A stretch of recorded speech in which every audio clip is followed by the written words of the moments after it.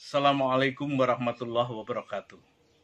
Saudara-saudara sekalian, pada kali ini saya berada di Tobong untuk pembakaran daripada batu gamping inilah. Atau batu gamping ini disebut dengan kalsit, CaCO3. Kemudian apabila kapur kalsit ini dibakar, maka dia akan menjadi yaitu kalsium oksida atau CaO yang banyak digunakan oleh petani, digunakan untuk memupuk daripada tanaman atau sering disebut dengan kapur tohor. Saudara-saudara sekalian, kalsium sangat penting kaitannya dengan masalah pertumbuhan tanaman. Itu kaitannya dengan masalah menjaga struktur sel itu sendiri agar kuat, mengeraskan yaitu batang, kemudian merangsang pembentukan daripada biji. Oleh karena itu, jika kekurangan daripada kalsium ini, maka akan terjadi proses pembelahan, sel akan terhambat. Kemudian juga akan menyebabkan kematian daripada tunas yang masih muda inilah. Oleh karena itu penting sekali kaitannya dengan masalah kalsium ini. Saudara-saudara sekalian, tanah yang kekurangan kalsium itu biasanya pada tanah-tanah apa? Terutama yaitu tanah-tanah yang masam. Di mana di Indonesia tanah masam itu sangat luas sekali. Hampir lebih dari 40% tanah di Indonesia ini adalah termasuk tanah masam. Seperti tanah potsolik, tanah latosol, dan lain sebagainya. Oleh karena itu penambahan pupuk kalsium itu penting. Ini, saudara-saudara sekalian, ya, dalam penggunaan kapur atau kalsium ini, maka bisa dibagi menjadi dua tujuan. Yang pertama, jika tujuannya itu untuk bahan pembenah tanah, di mana dengan adanya pemberian kapur ini akan bisa meningkatkan pH, tujuannya untuk meningkatkan pH agar tidak masam. Kemudian untuk yaitu menurunkan yaitu ALFE dan kapur yang cukup banyak, yaitu 5-10 ton. Namun yang kedua, jika kapur ini digunakan untuk pupuk, maka tujuannya untuk memenuhi kebutuhan hara bagi tanaman. Tentunya yaitu kapur yang digunakan lebih sedikit. Oleh karena itu, saudara-saudara sekalian, ini sangat penting sekali kapur.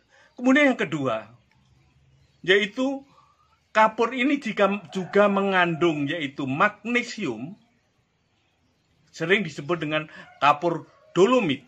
Dia di samping mengandung kalsium, dia juga akan mengandung magnesium.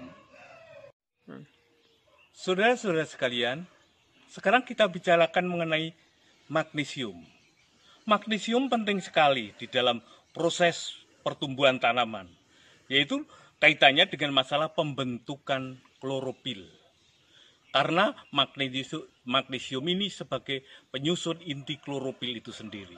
Sehingga jika tanaman itu kekurangan daripada magnesium, maka akan menyebabkan terjadinya klorosis. Saudara-saudara sekalian, sekarang pupuk magnesium itu apa?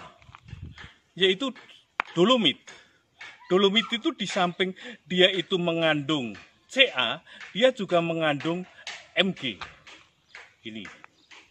Kemudian yang kedua ada gliserit. Gliserit ini adalah merupakan pupuk yang terbentuk karena adanya proses dolomit yang ditambah dengan asam sulfat sehingga akan membentuk yaitu pupuk gliserit. Dan ini baik kita gunakan untuk menambahkan yaitu magnesium ini. Selamat mengikuti.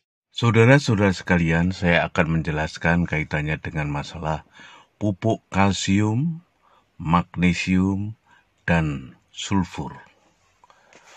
Saudara-saudara sekalian, kenapa kita perlu menambahkan kalsium? Karena kalsium sangat penting bagi tanaman. Kalsium itu diserap oleh tanaman dalam bentuk Ca. Kemudian kalsium itu sebagian besar berasal dari mineral seperti kalsit, CaCO3 yang berfungsi untuk mengeraskan batang serta merangsang pembentukan biji-bijian. Adapun kekurangan kalsium akan menyebabkan proses pembelahan sel akan terhambat. Ketidaksempurnaan pembentukan akar-akar tanaman, khususnya pada bagian ujung akar, yang akan menyerap air dan massa hara dari dalam tanah. Akibat lanjutnya adalah kematian tunas-tunas muda jika kekurangan kalsium sebagai hasil daripada pembentukan sel-sel baru. Kemudian kekurangan kalsium juga akan mempengaruhi kualitas kekerasan batang, sehingga tanaman yaitu tidak elastis pada dinding selnya ini. Saudara-saudara sekalian, kalsium sangat membantu tanaman dalam proses penyerapan hara kalium, sehingga pada tanaman yang kekurangan kalsium sering ditemukan gejala buah retak akibat permeabilitas dan elastisitas dinding-dinding sel yang rendah. Kalsium meningkatkan kualitas buah yang dihasilkan tanaman. Karena itu dia akan meningkatkan kualitas dan kualitas produksi tanaman juga. Dalam kondisi seperti ini tentunya pemberian pupuk yang mengandung kalsium sangat mutlak diperlukan. Saudara-saudara sekalian, sekarang tanah-tanah yang bagaimana yang kekurangan basa-basa ini?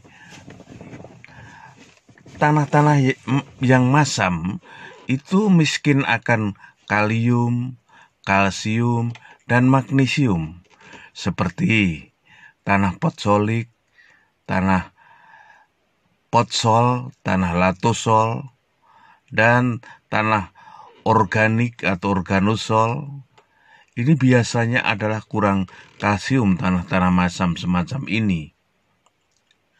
Penggunaan kalsium dan magnesium bisa sebagai pupuk, di mana tujuannya untuk memenuhi hara Ca dan Mg oleh tanaman.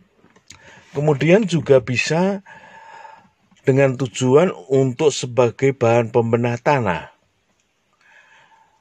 Namun dalam tujuan untuk bahan pembenah tanah ini yaitu untuk merubah kondisi tanah yang masam, yang pH-nya rendah, pH akan meningkat sehingga sesuai untuk tanaman. Jadi umpamanya pH-nya jadinya 4, sedangkan untuk tanaman butuh pH yang netral, maka perlu ditambahkan dalam bentuk kapur, maka dia akan meningkatkan pH sehingga sesuai untuk tanaman. Saudara-saudara sekalian, sekarang faktor ketersediaan Ca itu apa? Yaitu total pasokan Ca itu sendiri dan persen Ca yang terdapat di dalam kapasitas pertukaran kationnya atau kejenuhan Ca dalam KTK. Tanah dengan KTK rendah dengan Ca 1000 ppm saja akan memasok lebih banyak Ca dibandingkan dengan yaitu tanah dengan KPK tinggi, walaupun dia kandungannya Ca-nya adalah 2000 ppm. Oleh karena itu, untuk kejenuhan daripada Ca dalam KTK ini mempengaruhi daripada ketersediaan daripada Ca. Kemudian yang kedua adalah pH tanah. Pada pH tanah yang rendah, maka akan menghambat serapan Ca. Ketersediaan Ca akan rendah pula pada pH yang rendah ini, yang masam ini. Kemudian jenis tanah liat atau mineral liatnya. Pada lempung 21 membutuhkan kejenuhan KTK lebih besar dibandingkan dengan lempung 11 ini. Karena apa? KTK-nya untuk tanah yang lempungnya 11 ini adalah KTK-nya lebih rendah, seperti kita jelaskan di atas tadi. Kemudian perbandingan Ca dalam larutan terhadap kation yang lain. Ini serapan kalsium ini bisa ditekan oleh kation yang lain seperti amonium, kalium, magnesium, Mn, Al. Ini. Jika ketersediaan basa-basa yang lain adalah tinggi, maka Ca ini juga akan terhambat. Ini absorpsi akan meningkat jika kebalikannya anionnya yaitu lebih rendah. Saudara-saudara sekalian, ini hubungan antara pH dengan basa-basa kalium, kalsium, magnesium pada pH yang rendah, yaitu akan menyebabkan KCAMG ini ada rendah. Dan ingat, penggunaan Ca dan Mg ini penting sebagai pupuk pada pH yang rendah ini. Namun ingat keseimbangan basa-basanya, sehingga jika pada tanah itu dikapur dengan CaCO3, maka kemungkinan akan menyebabkan ketersediaan kalium akan berkurang. Ini kalau dengan kalsit hanya Ca saja, maka Mg-nya juga akan rendah pula. Lebih jelasnya ini saudara bisa lihat bagaimana yaitu kondisi Ca, ini kalsium ini yang kuning itu, maka semakin pH itu semakin rendah, maka ketersediaannya juga paling rendah. Saudara-saudara sekalian, sekarang bahan pupuk kalsium itu apa? Bisa menggunakan dolomit. Kalau dolomit dia juga mengandung Mg juga. Bisa kalsium silikat, bisa kalsium hidroksida, bisa kalsium oksida, CaO atau yang selain kapur tohor yang biasa digunakan, dan bisa juga dengan menggunakan yaitu kalsium karbonat atau CaCO3 atau yang disebut dengan kalsit. Saudara-saudara sekalian, sekarang pupuk Ca.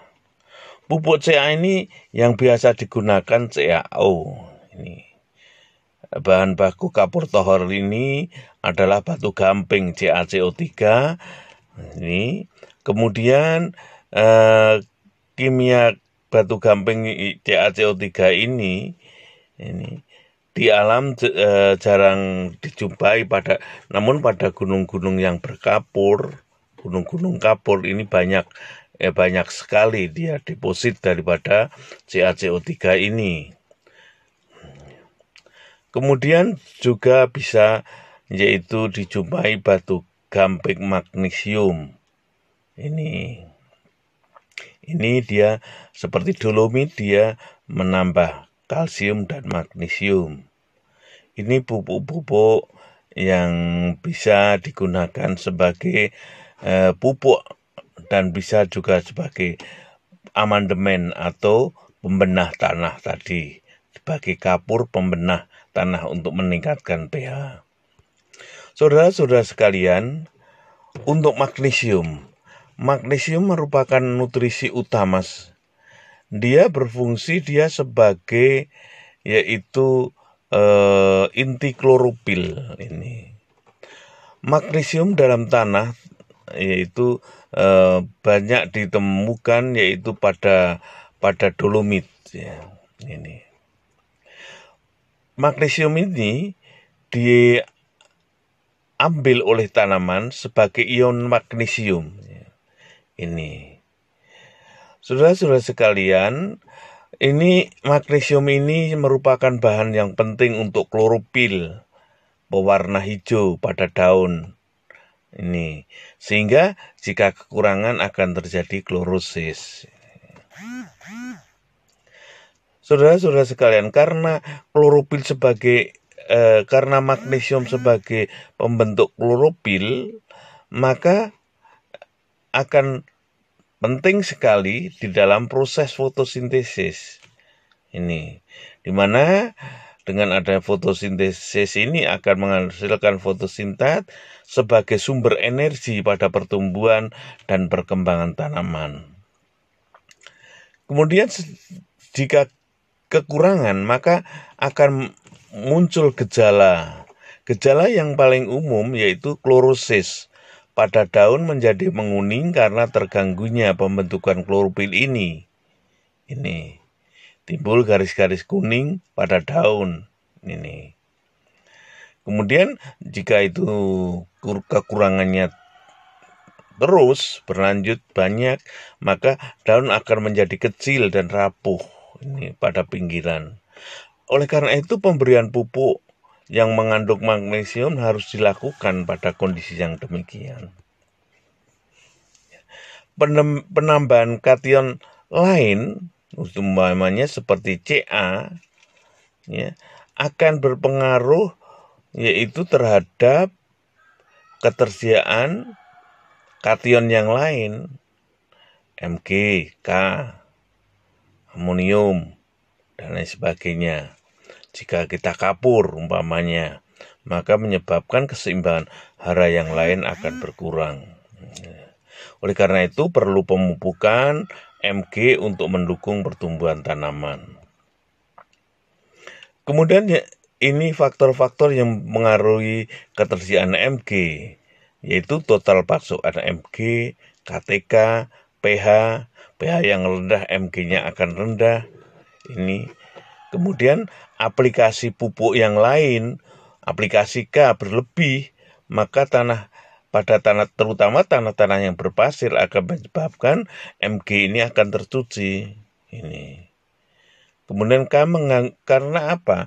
Bahasa yang lain umpamanya seperti K itu akan mengganggu penyerapan daripada Mg. Demikian juga penggunaan kapur yang tinggi, maka tentunya perlu yaitu penambahan Mg. Karena Mg dapat menyebabkan defisiensi Mg. Perbandingan Ca-Mg ini adalah penting kita perhatikan. Demikian juga yaitu pengaruh daripada kation amonium, maka juga akan bisa menyebabkan defisiensi Mg. Ini bahan-bahan pembawa Mg, bisa dolomit, ya, bisa giserit, ya, MgSO4 ini yang bahan-bahan yang biasa digunakan untuk pupuk seperti magnesia, MgO, dan sebagainya. Saudara-saudara sekalian, ini pengaruh daripada hubungan antara Mg dan K. Jika Mg itu tinggi, maka akan menyebabkan itu keseimbangan hara yang lain. Hara maksudnya hara basa yang lain. Namun jika penambahan kalium itu tinggi, maka harus diimbangi juga dengan yaitu Mg. Ini. Saudara-saudara sekalian, gejala yang umum pada Mg yaitu akibat kekurangan Mg tadi klorosis ya. Dengan ini sudah tadi kita jelaskan. Nah, sekarang pupuk-pupuk Mg itu apa? Yaitu bisa pupuk kiserit. Pupuk kiserit itu tahapannya yaitu dengan kita menggunakan yaitu dolomit yang kemudian dihancurkan, batuan dolomit ini yang kemudian setelah dihancurkan, proses yang terjadi di dalam crusher meliputi peremukan dan penggerusan tadi, sehingga akan mendapatkan yaitu dolomit dalam ukuran yang butiran yang halus. Ini. Oleh karena itu, pada dolomit yang halus ini, kalau dolomit yang halus itu 80 mes, yang super dolomit itu adalah yang 100 mes, kemudian kalau dolomit yang kalsin yaitu hasil ini setelah dibakar akan membentuk yaitu kalsin ini. Saudara-saudara sekalian, tahap berikutnya untuk membentuk kalserit tadi yaitu proses ekstraksi dilakukan di dalam ekstraktor berbentuk tabung. Kegiatan yang berlangsung pada tahap ekstraksi ini yaitu meliputi pengendapan, penampungan dan penyaringan. Nah, saudara-saudara sekalian, kemudian kalau kita lihat tahapannya, yaitu yang pertama adalah pengenceran. Pertama kali dimasukkan dalam air, kemudian filtratnya, kemudian dimasukkan dolomit pada ukuran yang sudah kecil lagi, yang kecil tadi 100 mes, ukuran yang sangat lembut. Kemudian baru masuk pada ekstraksi, yaitu diekstraksi memakai asam sulfat. Nah, ini. Dengan itu maka akan membentuk yaitu suatu pupuk yang kita sebut dengan kiserit. Ini.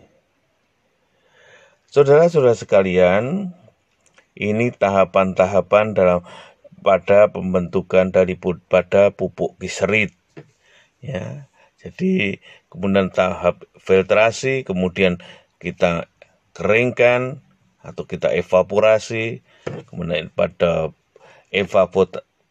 evaporator, kemudian akan membentuk yaitu pupuk kiserit ini atau MgSO4 2H2O ini. Saudara-saudara sekalian, ini beberapa tahapan-tahapan, yaitu kemudian dari peremukan, tadinya batuan kapur diremuk, kemudian digerus, kemudian diekstraksi, kemudian diendapkan, kemudian difiltrasi, kemudian dikeringkan. Setelah itu kemudian akan menjadi yaitu pupuk kiserit. Jadi pupuk kiserit itu adalah bahannya adalah dolomit dengan H2SO4, maka akan membentuk yaitu pupuk kiserit ini atau pupuk magnesium ini. Saudara-saudara sekalian, ini yaitu pupuk yang mengandung MgO, di dalam jumlah ini 28-30% MgO. Ingat ya, ini kaitannya dengan ini. Saudara-saudara sekalian, sekarang mengenai unsur sulfur. Ini. Unsur belerang ini bersifat hidrofobik, sehingga tidak dapat langsung dimanfaatkan oleh tanaman. Unsur es ini atau sulfur ini diperlukan oleh tanaman dalam jumlah yang relatif banyak, namun lebih sedikit dibanding N atau K. Ini. Sumber daripada sulfur ini digunakan sebagai pupuk sulfur, terutama dari sisa-sisa tanaman dan jasa ternih atau mikrobia. Fungsi sulfur itu sangat besar sekali pada pertumbuhan tanaman, yaitu pada pembentukan asam amino dan pertumbuhan tunas serta membantu daripada pembentukan bintil akar tanaman. Ini. Dan juga berperan dalam pertumbuhan anakan pada tanaman. Ini. Saudara-saudara sekalian, sulfur juga berperan dalam pembentukan klorofil serta meningkatkan ketahanan terhadap jamur. Ini. Sulfur juga akan memperbaiki warna, aroma, dan kelenturan daripada daun tembakau, terutama khususnya pada tembakau omprongan. Pada beberapa tanaman antara lain berfungsi untuk membentuk senyawa minyak yang menghasilkan aroma dan mengurangi penyusutan selama penyimpangan, dan akan memperbesar umbi bawang merah dan bawang putih. Ini. Saudara-saudara sekalian, es dalam tanah itu dalam bentuk apa saja? Sebagian besar es dalam tanah itu yaitu dalam bentuk organik es. 90% dari total es di sebagian besar tanah yaitu dalam bentuk es organik ini dalam bentuk ester sulfat.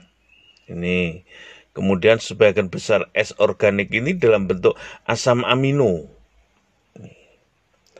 Kemudian kalau es anorganik dalam bentuk apa saja, yaitu dalam bentuk yang utama adalah belerang anorganik. Nih. Kemudian sulfat ini terjadi di tanah sebagai garam yang larut dalam air, terutama ini untuk natrium, magnesium, dan kalsium sulfat. Ion sulfat terabsorpsi pada koloid tanah sebagai senyawa yang tidak larut. Ini. Saudara-saudara sekalian, ini gejala kekurangan daripada es. Gejala kekurangan daripada sulfur ini pada tanaman pada umumnya yaitu mirip seperti kekurangan nitrogen. Daun berwarna hijau muda pucat hingga berwarna kuning karena kayak tanaman kurus dan kerdil, perkembangannya lambat. Ini gejala kekurangan daripada sulfur. Ini jenis-jenis pupuk sulfur yaitu dengan pupuk zat A. Ini. Di sini yaitu di samping dia mengandung amonium sulfat ini berbentuk butiran kristal, mirip garam dapur. Pupuk zat A mengandung belerang 24% dalam bentuk sulfat, dan dia juga mengandung yaitu nitrogen 21% dalam bentuk amonium, Kemudian yang kedua adalah paten kali atau kalium magnesium sulfat. Ini berbentuk butiran berwarna kuning, mengandung 30% K2O, 12% S, dan 12% MgO. Sifatnya agak sukar larut dalam kapur. Saudara-saudara sekalian, kemudian yang lain, jenis pupuk yang lain yaitu gypsum. Dia yaitu digunakan biasanya untuk menetralisir tanah-tanah alkali yang terganggu karena kadar garam yang tinggi kan. Ini. Kemudian bubuk belerang atau elemental sulfur. Ini adalah sumber sulfur yang terbesar ini. Kemudian kadar dapat mencapai 90,9%. Kemudian juga bisa menggunakan kalium sulfat, zat K2SO4. Ini dia mengandung K43%, ini. Kemudian S-nya 16-17%. Namun dia juga menggunakan, yaitu ada Cl-nya di sini. Saudara-saudara sekalian, saya rasa demikian kuliah saya. Terima kasih. Ingat ada tugas. Akhir kalam. Assalamualaikum warahmatullahi wabarakatuh.